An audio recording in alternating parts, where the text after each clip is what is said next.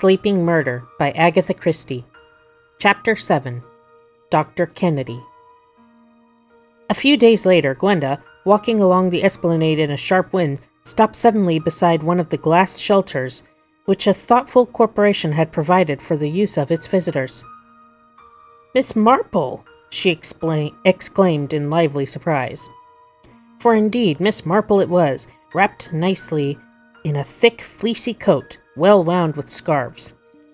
"Quite a surprise to you, I'm sure, to find me here," said Miss Marple briskly, "but my doctor ordered me away to the seaside for a little change, and your description of Dilmouth sounded so attractive that I decided to come here, especially as the cook and butler of a friend of mine take in boarders."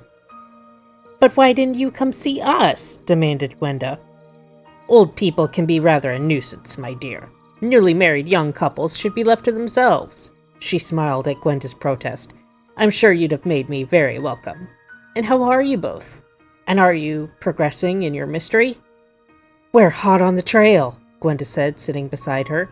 She detailed their various investigations up to date. "And now," she ended, "we've put in an advertisement in lots of papers, local ones on the Times and the other big dailies. We've just said that, will anyone with the knowledge of Helen Spenlove Halliday, née Kennedy, communicate, etc. I should think, don't you, that we're bound to get some answers?" "I should think so, my dear. Yes, I should think so." Miss Marple's tone was placid as ever, but her eyes looked troubled. They flashed a quick, appraising glance at the girl sitting beside her. That tone of determined heartiness did not ring quite true. Gwenda, Miss Marple thought, looked worried.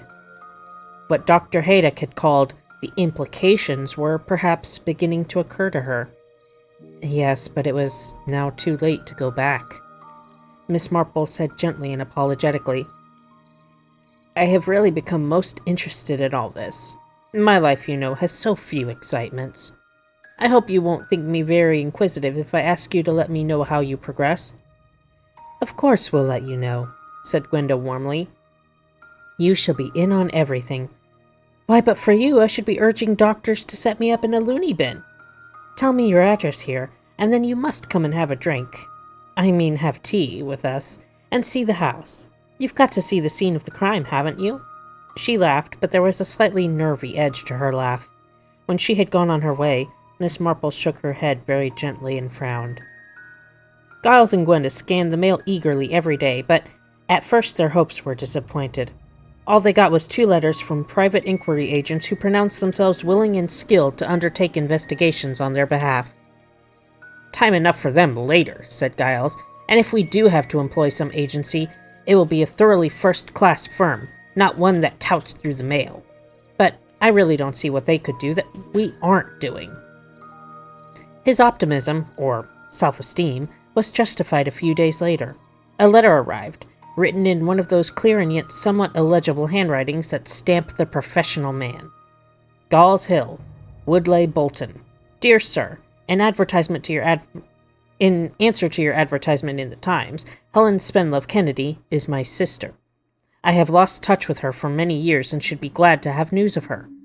Yours faithfully, James Kennedy, M.D." "Woodleigh Bolton," said Giles. "That's not too far away. Woodleigh Camp is where they go for picnics, up on the moorland, about 30 miles from here. We'll write and ask Dr. Kennedy if we may come and see him, or if he would prefer to come to us." A reply was received that Dr. Kennedy would be prepared to receive them on the following Wednesday, and on that day they set off. Woodleigh Bolton was a straggling village, set along the side of a hill. Gauls Hill was the highest house, just at the top of the rise, with a view over Woodleigh Camp and the moors toward the sea. "Rather a bleak spot," said Gwenda, shivering.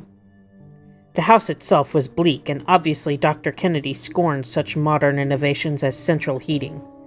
The woman who opened the door was dark and rather forbidding. She led them across the rather bare hall and into a study where Dr. Kennedy rose to receive them. It was a long, rather high room, lined with well-filled bookshelves. Dr. Kennedy was a gray-haired elderly man with shrewd eyes under tufted brows. His gaze went sharply from one to the other of them. "Mr. and Mrs. Reed? Sit here, Mrs. Reed. It's probably the most comfortable chair. Now, What's all this about?" Giles went fluently into their prearranged story. He and his wife had been recently married in New Zealand. They had come to England, where his wife had lived a short time as a child, and she was trying to trace old family friends and connections. Dr. Kennedy remained stiff and unbending.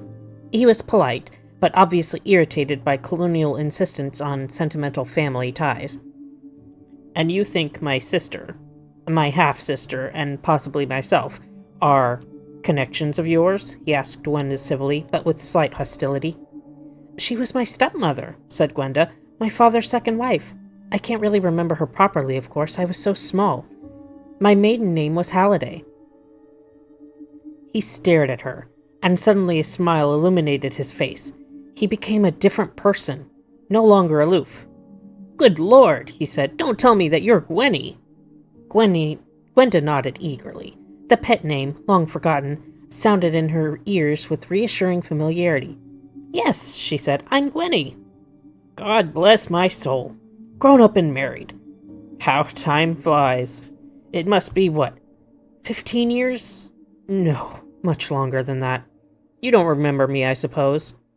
Gwenda shook her head. "I don't even remember my father. I mean, it's all a vague kind of blur." "Of course. Halliday's first wife came from New Zealand. I remember him telling me so. Fine country, I should think." "It's the loveliest country in the world, but I'm quite fond of England, too."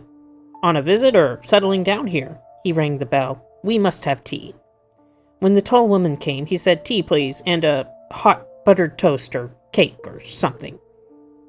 The respectable housekeeper looked venomous, but she said, "Yes, sir," and went out.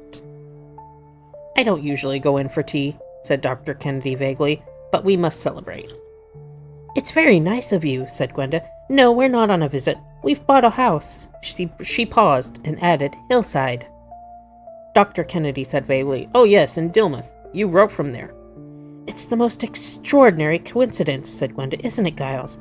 "I should say so," said Giles. "Really quite staggering." "It was for sale, you see," said Gwenda, and added in face of Dr. Kennedy's apparent non-comprehension, "It's the same house where we used to live long ago." Dr. Kennedy frowned. "Hillside? But surely... Oh, yes, I did hear they'd changed the name. Used to be St. something or other, if I'm thinking of the right house. On the Lehampton Road, coming down into the town. On the right-hand side?" "Yes, that's the one. Funny how names go out of your head. Wait a minute. St. Catherine's. That's what it used to be called." "And I did live there, didn't I?" Gwenda said. "Yes, of course you did." He stared at her amused. "Why did you want to come back here? You can't remember much about it, surely." "No, but somehow it felt like home." "It felt like home," the doctor repeated. There was no expression in his words, but Giles wondered suddenly what he was thinking about. "So you see," said Gwenda, "I'd hoped you'd tell me about it all, about my father and Helen and," she ended lamely, "and everything." He looked at her reflectively. "I suppose they didn't know very much out in New Zealand." "Why should they?" "Well, there isn't very much to tell. Helen, my sister, was coming back from India on the same boat with your father. He was a widower with a small daughter. Helen was very sorry for him or fell in love with him. He was lonely or fell in love with her. Difficult to know just the way things happen. They were married in London on arrival and came down to Dilmouth to me. I was in practice there then. Kevin Halliday seemed a nice chap, rather nervy and run down, but they seemed happy enough together. Then..." He was silent for a moment before he said, "However, in less than a year she ran away with someone else. You probably know that." "Who did she run away with?" asked Gwenda. He bent his shrewd eyes upon her. "She didn't tell me," he said. "I wasn't in her confidence. I'd seen, couldn't help seeing, that there was friction between her and Kevin. I didn't know why. I was always just a straight-laced sort of fellow, believer in marital fidelity. Helen wouldn't have wanted me to know what was going on. I'd heard rumors. One does, but there was no mention of any particular name. They often had guests staying with them that came from London or from other parts of England. I imagine it was one of them." "There wasn't a divorce, then?" "Helen didn't want a divorce. Kelvin told me that." That's why I imagined, perhaps wrongly, that it was a case of some married man. Someone whose wife was an RC, perhaps. And my father? He didn't want a divorce either. Dr. Kennedy spoke rather shortly. Tell me about my father, said Gwenda. Why did he decide suddenly to send me out to New Zealand? Kennedy paused a moment before saying, I gather your people out there had been pressing him. After the breakup of his second marriage, he probably thought it was the best thing. Why didn't he take me out there himself? Dr. Kennedy looked along the mantelpiece, searching vaguely for a pipe cleaner. Oh, I don't know. He was in rather poor health. What was the matter with him? What did he die of? The door opened and the scornful housekeeper appeared with a laden tray. There was buttered toast and some jam, but no cake. With a vague gesture, Dr. Kennedy motioned Gwenda to pour out. She did so. When the cups were filled and handed round, and Gwenda had taken a piece of toast, Dr. Kennedy said with rather forced cheerfulness, Tell me what you've done to the house. Made a lot of changes and improvements? I don't suppose I'd recognize it now, after you two have finished with it. We're having a little fun with the bathrooms, admitted Giles. Gwenda, her eyes on the doctor, said, What did my father die of? I couldn't really tell you, my dear. As I said, he was in rather poor health for a while, and he finally went into a sanatorium, somewhere on the East Coast. He died about 2 years later. Where was this sanatorium exactly? I'm sorry, I can't remember now. As I say, I have an impression it was on the East Coast.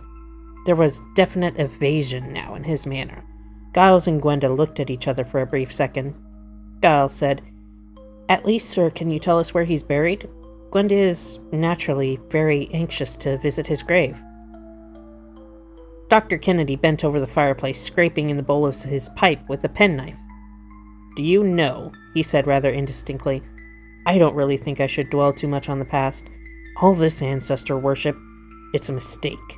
The future is what matters. Here you are, you two, young and healthy, with the whole world in front of you.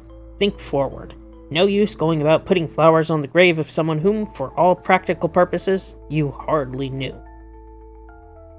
Gwenda said mutinously, I should like to see my father's grave. I'm afraid I can't help you. Dr. Kennedy's tones were pleasant but cold. It's a long time ago and my memory isn't what it was. I lost touch with your father after he left Dilmouth. I think he wrote to me once from the sanatorium and, as I say, I have an impression it was on the East Coast. But I couldn't really be sure even of that, and I've no idea at all of where he's buried. How very odd, said Giles. Not really. The link between us, you see, was Helen. I was always very fond of Helen.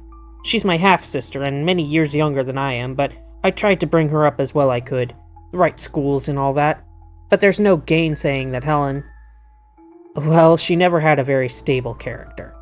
There was trouble when she was quite young with an undesirable young man.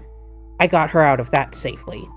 When she elected to go out to India and marry Walter Fane, well, that was all right. Nice lad. Son of Dilmouth's leading solicitor, but frankly dull as ditch water. He always adored her, but she never even looked at him. Still, she changed her mind and went out to India to marry him. When she saw him again, it was all off. She wired to me for money for her passage home. I sent it. On the way back, she met Kelvin. They were married before I knew about it. I felt, shall we say, apologetic for that sister of mine. It explains why Kelvin and I didn't keep up the relationship after she went away. He added suddenly, Where's Helen now? Can you tell me? I'd like to get in touch with her. But we don't know, said Gwenda. We don't know at all. Oh, I thought from your advertisement. He looked at them with sudden curiosity. Tell me, why did you advertise? Gwenda said, We wanted to get in touch, and stopped.